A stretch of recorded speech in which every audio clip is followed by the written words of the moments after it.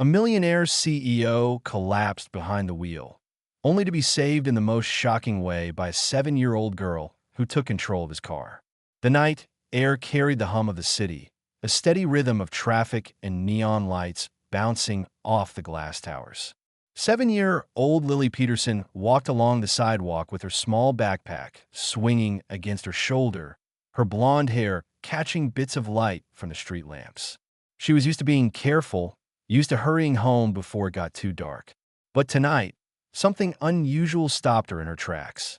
From across the street came a sharp, constant sound, the long, unbroken note of a car horn pressed down without pause. It wasn't the kind of quick honk she had heard before. This one dragged on endlessly, cutting through the noise of the city like a warning. Curiosity and fear battled inside her, but curiosity won. She crossed the street cautiously, her sneakers tapping against the pavement as she drew closer to the car parked crookedly near the curb. The windows were fogged slightly, and the headlights cast a pale glow onto the asphalt. She thought for a moment that maybe someone had leaned on the horn as a prank or that the car had broken down, but when she peered inside, her breath caught in her throat. A man in a light blue suit sat behind the wheel, his broad shoulders slumped, his head resting heavily against the steering wheel. The horn screamed because his weight pressed down on it, his body limp, his eyes closed. For an instant, Lily froze, her small fists tightening around the straps of her backpack, her heart hammering in her chest. She was just a child, too small to know what to do, too young to understand why her instinct screamed that this man needed help immediately. She stood there on the curb, debating whether to run and find an adult or shout for someone nearby. But the street around her was strangely empty, the few passing cars speeding by without slowing. The man didn't stir, didn't lift his head, and she realized that if she wasted time looking for help, it might already be too late for him. Her pulse quickened, fear prickling up her spine. But there was also a strange determination rising inside her, the kind of instinct that told her she couldn't simply walk away. Lily stepped closer, reaching for the handle of the car door with a trembling hand. The sound of the horn roared in her ears, so loud it made her wince, but she pressed on, pulling at the handle. To her surprise, the door gave way easily, swinging open as if inviting her inside. The smell of cologne and leather filled her nose, mixed with something sharp, something that didn't belong. She looked at the man again, taking in the details she had barely noticed before. His dark brown hair matted slightly at the forehead. His skin was pale under the glow of the dashboard lights. The slight twitch of his fingers made her believe he was still alive, though slipping further with each passing second. Her breath came faster as she realized the enormity of the moment. She was just a little girl standing alone in the middle of the city at night, staring at a man she didn't know, but who clearly needed her help. Fear told her to run, but something stronger kept her rooted to the spot, whispering that she had to act, that this was her responsibility now. She tightened her grip on the door, her small frame silhouetted by the lights of the passing traffic, and took a hesitant step forward. The weight of what she was about to do settled heavily on her. But beneath the fear, there was a spark of courage she never knew she had. Lily's pulse quickened as she climbed onto the edge of the car's seat, her small hands gripping the steering wheel that still blared its endless cry. The sound was deafening now that she was inside. But it was not the horn that frightened her most. It was the man slumped beside her, his head tilted at an unnatural angle, his chest rising only in shallow movements that barely reassured her he was still breathing. His face, illuminated by the faint glow of the dashboard, looked sharp and strong, but in that moment there was a fragility to him that unsettled her. He looked like someone important, someone who belonged in tall buildings and polished suits, not like a helpless figure trapped in a silent struggle. For a few long seconds, she didn't know what to do. Her father had shown her once in a quiet parking lot how the pedals worked and how to turn the key, but that was a memory wrapped in laughter and safety, not in fear and desperation.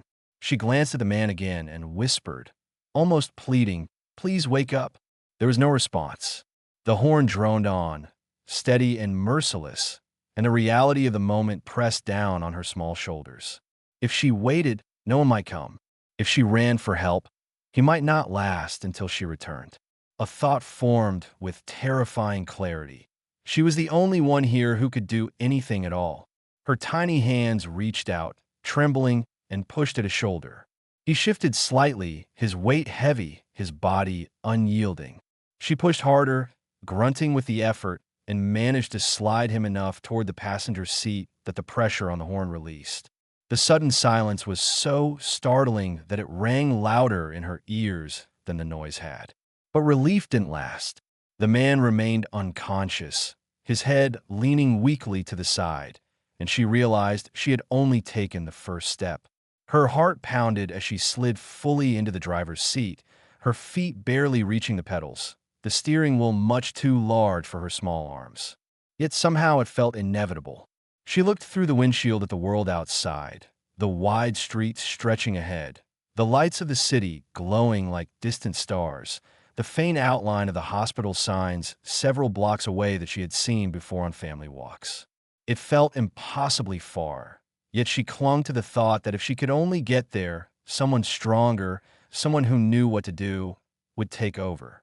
Her hand trembled as she turned the key, still resting in the ignition, and the car roared awake. The sound filled her chest with both dread and determination. She pressed the brake carefully, recalling her father's words about control, about steady hands. And when she shifted into drive, she felt a jolt of courage flicker in her veins. The car lurched forward awkwardly, her foot pressing too hard at first before she corrected it, her body thrown slightly back against the seat. She gripped the wheel with both hands, her knuckles white, eyes wide as she guided the heavy machine onto the road. Every passing second felt like forever.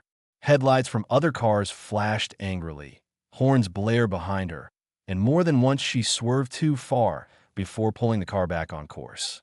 Tears blurred her vision, but she blinked them away fiercely, refusing to let herself give in to fear. "Hold on, please hold on. We're almost there," she whispered over and over, as much to herself as to the man beside her. Beside her, the man groaned faintly, a sound so weak she wasn't sure she had imagined it. That tiny sign of life became her anchor, pushing her forward with renewed determination. She adjusted her grip on the wheel, straightened the car the best she could, and kept her gaze locked on the faint glow of the hospital sign in the distance. Every block conquered was a victory. Every red light ignored a risk she was willing to take, because time mattered more than rules. And though fear clouded her from every side, deep inside her something stronger burned, a courage far too big for such a small girl, the kind of bravery that rises only when someone else's life hangs in the balance. The car rattled as it rolled down the avenue, its weight shifting awkwardly under Lily's unsure hands.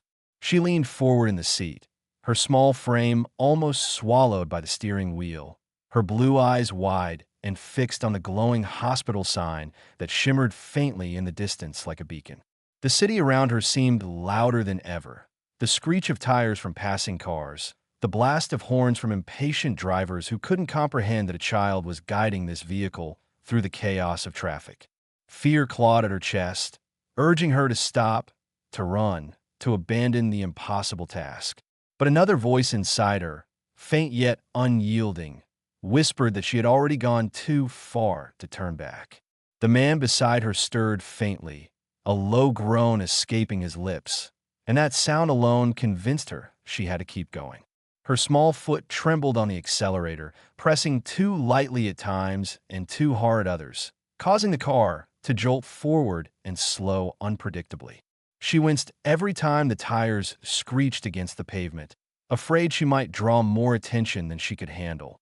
But the hospital lights felt closer with every block.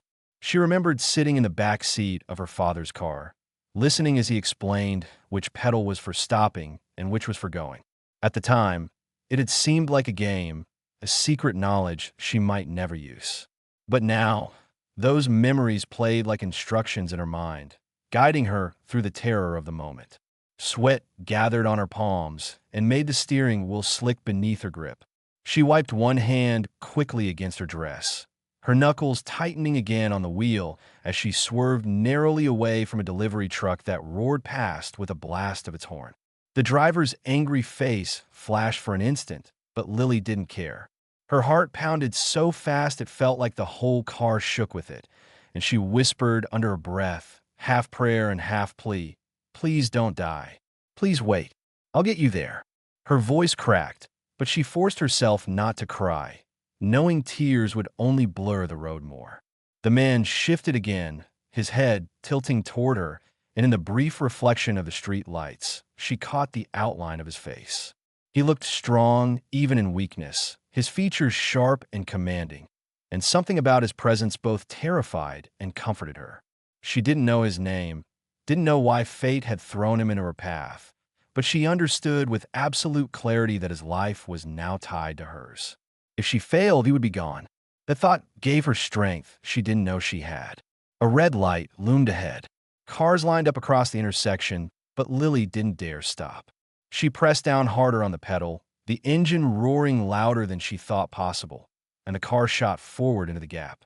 Drivers braked, horns screamed, a cab swerved at the last second to avoid colliding with her, but somehow she made it through. Her tiny body trembled with adrenaline, but she managed to steady the wheel again.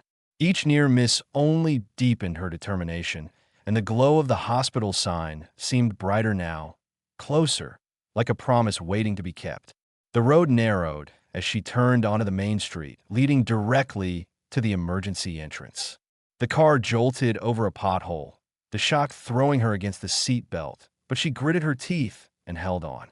Her arms ached from gripping the steering wheel so tightly. Her legs shook from straining to reach the pedals, but she refused to stop. Every ounce of her strength was poured into the simple act of keeping the car moving forward, step by step, yard by yard, until she could almost see the entrance doors gleaming under fluorescent light. For the first time since climbing behind the wheel, she allowed herself a breath that wasn't choked with fear. She could almost taste the relief, almost imagine handing him over to people who would know how to save him. She turned to glance at him, desperate for reassurance, and noticed the faintest flicker of movement in his eyelids. It was small, almost imperceptible, but it gave her the courage she needed for the final stretch.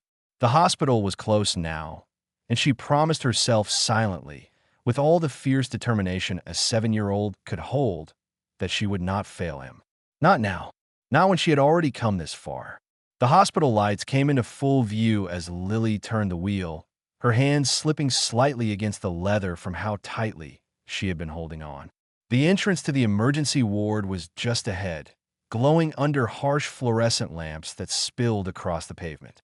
And for the first time since she had taken control of the car, she felt the faint flicker of hope that she might actually succeed. Yet the final stretch was not without danger. The car jerked as her foot pressed unevenly against the pedal, pulling them too close to the curb before she managed to wrestle it back into the center of the lane. The sound of tires screeching echoed in her ears, but she kept going, refusing to let fear paralyze her. Now, the road leading into the hospital was crowded with late-night taxis, flashing ambulances, and cars dropping off patients. Drivers leaned on their horns when she swerved in too abruptly, but Lily barely noticed. Her gaze was locked on the sliding glass doors where people in scrubs rushed in and out with clipboards and stretchers. That was where she needed to be. She whispered to herself, steady and urgent. Almost there. Almost there. Just a little more. Her knuckles turned white as she steered the heavy car into the driveway, her legs straining to keep the brake and gas balanced, her small body trembling with the effort. Inside the car, the man in the blue suit groaned again, his head rolling slightly toward the window. Lily's heart clenched at the sound. It meant he was still alive, still fighting, but it also reminded her that time was running out. She thought about how terrifying it must feel to be trapped in his body, unable to move, dependent on a stranger, as she pressed her foot harder to close the distance between them and the doctors who could help. The hospital sign loomed overhead, and she aimed the car straight at the emergency entrance, determined not to stop until she reached it. The final turn was sharper than she expected. The car swung wide, almost clipping the corner of the building, and for a moment, her breath caught in her throat. But she yanked the wheel with all her strength, her arms aching from the force, and managed to bring the car back in line. The vehicle screeched as she slammed the brake, lurching to a stop so sudden it threw her forward against the seatbelt. For a moment, she could only sit there, stunned by the silence that followed. The roar of the engine gone, replaced by the pounding of her heartbeat in her ears. She realized then that she had made it. The hospital doors were just feet away. A group of nurses and doctors stood frozen for a moment, staring in shock at the sight of a small child behind the wheel of a car that had nearly skidded into their entrance. Then Lily's voice, high and desperate, broke through the stunned silence. "Help, please. He's not waking up. He needs help." She pushed at the door, scrambled out onto the pavement, and waved her arms frantically toward the crowd. Her backpack slipped off her shoulder, landing with a soft thud, but she didn't care. Her entire focus was on the man inside the car, slumped motionless in the passenger seat. The medical staff rushed forward, opening the car door, pulling him carefully out onto a stretcher that seemed to appear from nowhere. They moved with the precision of people who had seen emergencies 1,000 times before. Their voices were sharp and commanding as they checked his pulse and prepared to rush him inside. Lily stumbled back, her chest heaving with exhaustion, her small hands trembling so badly she could barely keep them pressed together. Her knees felt weak, and for a moment she thought she might collapse right there on the pavement. She watched as they wheeled him through the automatic doors, his broad frame dwarfed by the stretcher, tubes, and monitors already being attached to his body. For the first time since she had found him, Lily was no longer the one responsible. The weight of that realization was overwhelming. Relief crashed over her like a wave, but so did the release of all the fear she had been holding in. She began to cry, the sobs racking her tiny body as she covered her face with her hands. She didn't care that strangers were watching, didn't care that cars were still honking in the driveway. All she knew was that she had gotten him here, and now it was in the hands of people who knew how to save him. One of the nurses bent down, resting a gentle hand on her shoulder. "Sweetheart, are you all right? Where are your parents?" The question made Lily choke on her tears because in that moment, she felt more alone than ever. But even through the sobbing, she managed to lift her chin and point toward the sliding doors. "Please," she whispered, her voice trembling. "Just don't let him die." The nurse's expression softened, and with a nod, she guided Lily toward the waiting area, where the fluorescent lights buzzed overhead and the night silence was broken only by the rushing footsteps of doctors fighting to keep a stranger alive. Lily sat in the waiting area of the hospital, her small legs dangling from the chair, her sneakers not quite touching the floor. The adrenaline that had carried her through the terrifying drive had drained away, leaving her body heavy and her eyelids struggling to stay open. Around her, the emergency ward buzzed with activity. Doctors moving swiftly from one patient to another, the echo of announcements over the loudspeaker, the distant wail of sirens outside. But to her, it all blurred into background noise. The only thing that mattered was the man in the light blue suit, the stranger she had pulled from death's grip, who was now somewhere behind those closed double doors. She hugged her backpack tightly against her chest, as if it could shield her from the uncertainty pressing down on her. Minutes dragged into what felt like hours. Every time the door swung open, she sat up straighter, searching the faces of the nurses for any sign of news. Each time they hurried past without stopping, her chest sank further. She thought about the sound of the car horn that had drawn her to him, the way his body had slumped lifelessly against the wheel, and the shiver that ran through her. What if she had been too late even then? What if the hospital couldn't save him? The thought filled her eyes with tears, but she blinked them away fiercely, determined not to cry in front of strangers. She whispered to herself almost like a prayer, "Please live. You have to live." At last, after what felt like an eternity, a doctor in green scrubs approached. His expression was calm, though the lines of exhaustion marked his face. He crouched so that his eyes were level with Lily's, speaking in a gentle tone that immediately eased some of the fear that knotted in her stomach. "You were very brave," he told her. "That man you brought in, He was very sick. If you hadn't acted when you did, he wouldn't be here now. Because of you, he has a chance. The words hit her with such force that she almost didn't understand at first. Relief flooded her so intensely that she let out a shaky laugh through the tears that spilled freely. At last, the doctor placed a reassuring hand on her shoulder and added, "He's stable for now. We're monitoring him closely. You did something extraordinary tonight." Lily nodded, though she wasn't sure what to say. Her heart felt lighter than it had in hours. Yet the weight of responsibility still lingered. She was just a child, and yet she had carried the life of a grown man in her hands, guiding him through the streets to safety. That truth both frightened and amazed her. While she sat there, the nurse who had first comforted her returned with a blanket and draped it gently over her shoulders. The warmth settled around her, and for the first time since she had pressed her hands to the steering wheel, she allowed herself to exhale fully. She curled into the chair, holding the fabric tight, her body trembling with the aftershocks of fear and exhaustion. Though she could barely keep her eyes open, her thoughts refused to settle. She wondered who the man was, why he had been alone in the car, and whether anyone else would come asking for him. He had looked important, his suit too fine, his presence too commanding to belong to an ordinary stranger. But to her, he was simply the man she had refused to let die. Somewhere deep inside, she felt the beginning of a strange connection, a thread tying her fate to his in ways she couldn't explain. She didn't know his name yet, didn't know that the world outside recognized him as David Collins, the powerful CEO of a corporation whose decisions rippled across entire industries. To Lily, he was simply the man she had found in desperate need, the man she had fought to save when no one else was there. And as she drifted into a restless half-sleep in a stiff hospital chair, she clutched the blanket closer, her final thought before surrendering to exhaustion being a promise she made silently to herself, that no matter who he turned out to be, she would never regret the choice she had made to fight for his life. When David Collins finally opened his eyes, the sterile white ceiling of the hospital greeted him instead of the soft leather interior of his car. For a moment, he lay still, his body heavy, his mind clouded, trying to remember what had happened. The last thing he recalled was a sudden weakness creeping through him while he sat behind the wheel, a darkness that pulled him down before he had time to react. Now, as the fog in his head began to lift, he realized he was alive, and that realization filled him with a mixture of confusion and relief. He turned his head slowly, noticing the monitors beside him, the steady beep of his heartbeat displayed on the screen, the faint scent of antiseptic lingering in the air.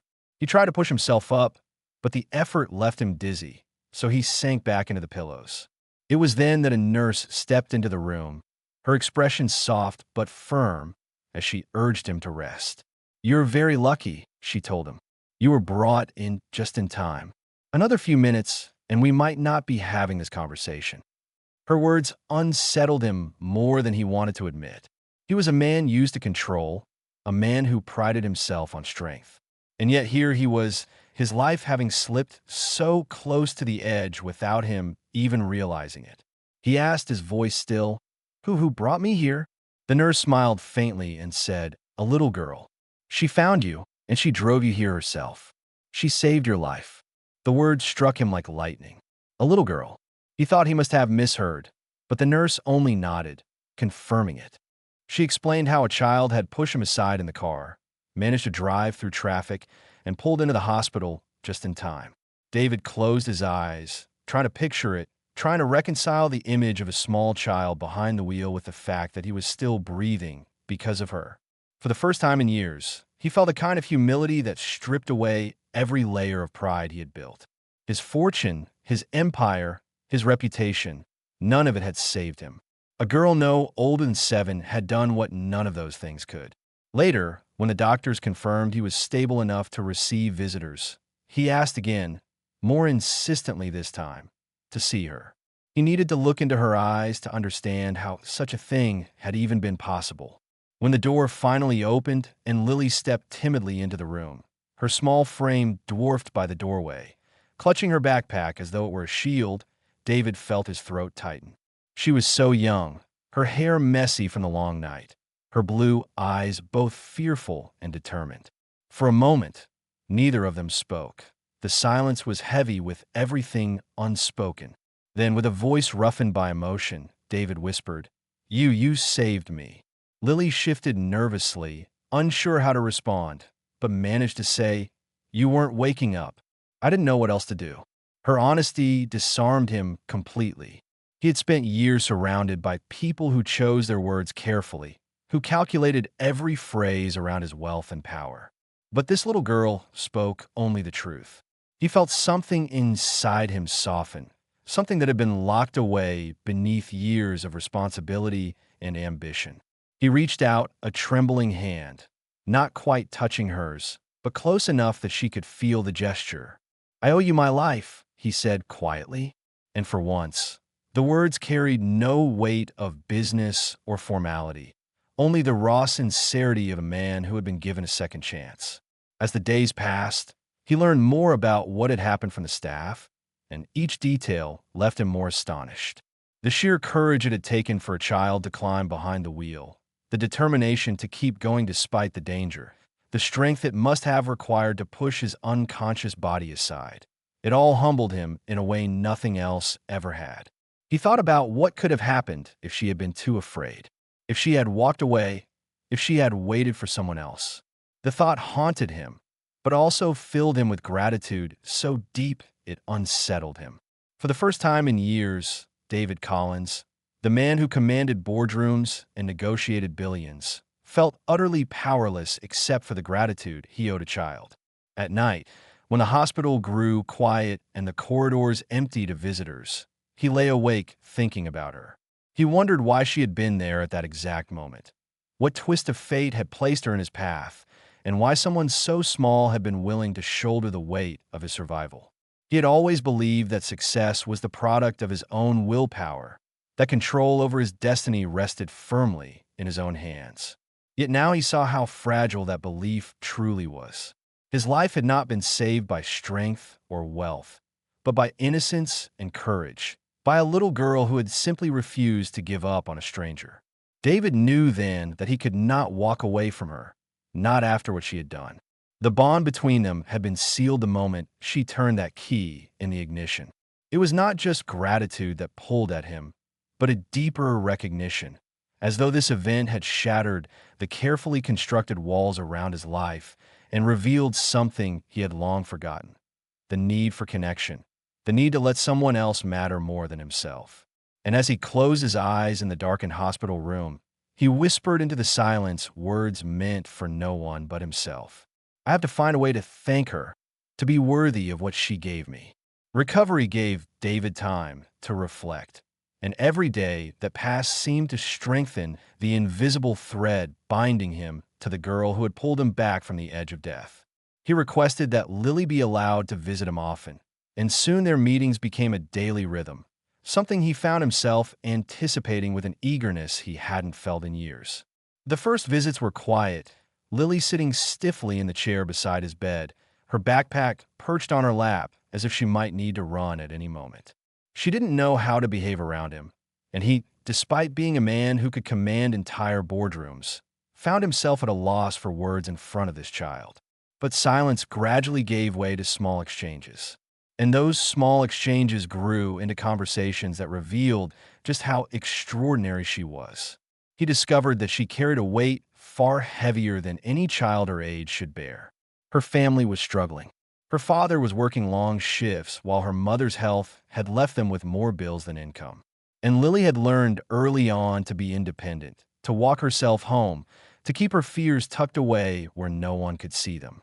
When she told him this in a hesitant voice, her eyes downcast, David felt a piercing ache in his chest. He recognized that same loneliness in her that he had spent years covering with wealth and achievements. She, like him, had lived with the constant pressure of survival, though hers was born not of ambition, but of necessity. As he regained strength, David began to ask for walks around the hospital garden, and he insisted that Lily accompany him.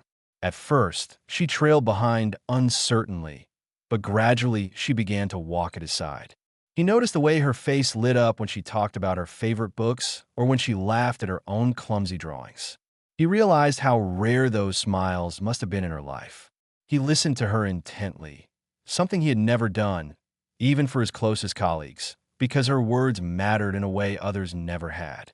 Slowly, the stiffness between them dissolved, and she began to trust him enough to tease him, to challenge him, and to tell him stories that had nothing to do with hardship and everything to do with the bright imagination of a child.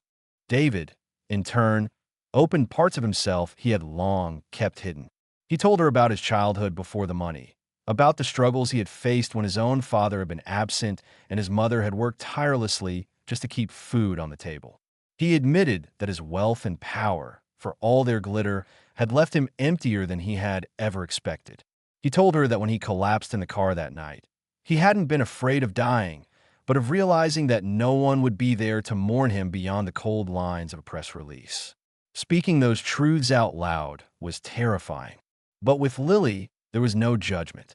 She listened, her blue eyes steady, and sometimes she reached out with a small hand to touch his arm in a gesture so simple, yet so healing it nearly broke him. Their bond grew not from dramatic declarations, but from the steady accumulation of shared moments.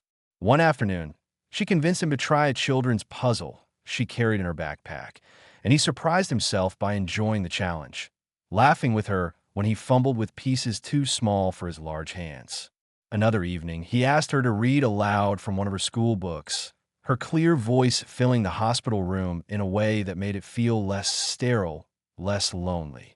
Each day, the hospital staff watched with quiet astonishment as the stern, powerful soul softened before their eyes, transformed by the presence of a child who had reminded him what it meant to be human. For Lily, the change was just as profound. She began to trust that he would not vanish the way others had, that his promises to see her each day were not empty. When he wasn't there, she noticed the absence, and when he appeared, her face brightened with a joy she no longer tried to hide. She started to lean against his side when they walked, to laugh freely in his presence, and to fall asleep during visits, with her head resting against his arm. Each of these small acts signaled a shift from weary distance to something far more intimate, the trust of a child who had begun to believe in someone again. By the time David was discharged, their connection was undeniable. He knew he couldn't simply let her slip back into the shadows of her old life, and she, though she never said it aloud, seemed to know it too. They stood together outside the hospital doors on the day he was released, the sun painting the city in gold. He looked down at her with a seriousness that masked the swell of emotion in his chest. "Lily," he said quietly, "I don't want this to end. You've given me more than I can ever repay, but I want to try. I want to be part of your life, if you'll let me." She didn't answer immediately, only studied him with those wide blue eyes. But then she nodded slowly, a small smile breaking across her face. It was a smile filled with trust, with hope, with the promise of something new. And in that moment, David knew that their story was only beginning. The weeks after David left the hospital unfolded like a chapter of life he had never expected to live. He threw himself not into board meetings or negotiations, but into learning how to keep his promise to Lily. For a man who had built empires, the act of slowing down to understand the needs of a child was both humbling and transformative. He arranged visits to her home, at first tentative, meeting her weary father, who struggled to balance gratitude with pride. David did not arrive with pomp or arrogance, but with quiet determination, bringing groceries, offering to cover medical bills, ensuring that Lily's mother received proper care. These gestures, though simple compared to the scale of his wealth, carried weight because they were done not out of obligation, but out of genuine care. As the days turned into months, his bond with Lily deepened into something unshakable. He discovered that her bravery on the night she saved him was only one part of who she was. She had a sharp wit, a boundless imagination, and a stubborn streak that reminded him of himself. They spent weekends exploring parks, her laughter echoing against the trees as she raced ahead on paths he struggled to keep up with. She introduced him to her favorite stories, curling beside him as he read aloud, her head resting on his shoulder until her eyelids drooped and sleep claimed her. Those quiet evenings became sacred to him, far more valuable than the glittering galas and power-laden dinners he had once thought indispensable. The press, of course, continued to circle, hungry for every detail of the bond between the billionaire and the little girl who had saved him. Headlines speculated wildly about his motives, some praising his newfound humanity, others sneering at what they called a carefully staged redemption. David, for the first time in his life, didn't care what they thought. Public opinion had lost its grip on him the moment Lily called him a friend. And later, when she slipped and referred to him as family, he realized there was no greater title he could hold. For Lily, life also began to change in ways she hadn't dared to dream of. The girl who had once walked home alone in the dark now had someone waiting to take her hand, someone who made her feel safe in a world that had so often been frightening. At school, she carried herself differently, her shoulders straighter, her smile freer because she knew there was someone who believed in her unconditionally. She still clung to her teddy bear at night, but now it was more out of habit than fear because she had learned to fall asleep with the certainty that she was no longer alone. David often thought back to that night, replaying the image of her small figure climbing into his car, her hands on the wheel, her courage pulling them both through chaos. It was a memory that humbled him daily, reminding him that the most powerful force he had ever encountered was not money, not influence, but the heart of a child who refused to let him die. He sometimes wondered if fate had intervened, if the universe had conspired to place her on that street at that exact moment, and he found himself grateful in a way he could never fully put into words. One evening, months after his recovery, they stood together on the balcony of his penthouse, the city stretching out below in a glittering sea of lights. Lily leaned against the railing, her blonde hair catching the glow, her blue eyes reflecting the skyline. David looked at her and felt an ache in his chest, a mixture of love, gratitude, and awe. He thought of how close he had come to leaving this world without knowing her, without experiencing the second chance she had given him. With a voice steady but thick with emotion, he said, "You saved my life, Lily, but you gave me more than that. You gave me a reason to live it differently." She turned to him, smiling in that quiet, knowing way she had, and slipped her small hand into his. For David Collins, who had once measured his worth in profits and skyscrapers, the moment was more valuable than any empire. He had been shocked into a new life, one where love and family mattered more than all the wealth he had ever gathered. As he held her hand beneath the endless city sky, he knew with absolute certainty that their story, born in tragedy and fear, had found its way to a beginning that promised nothing but hope.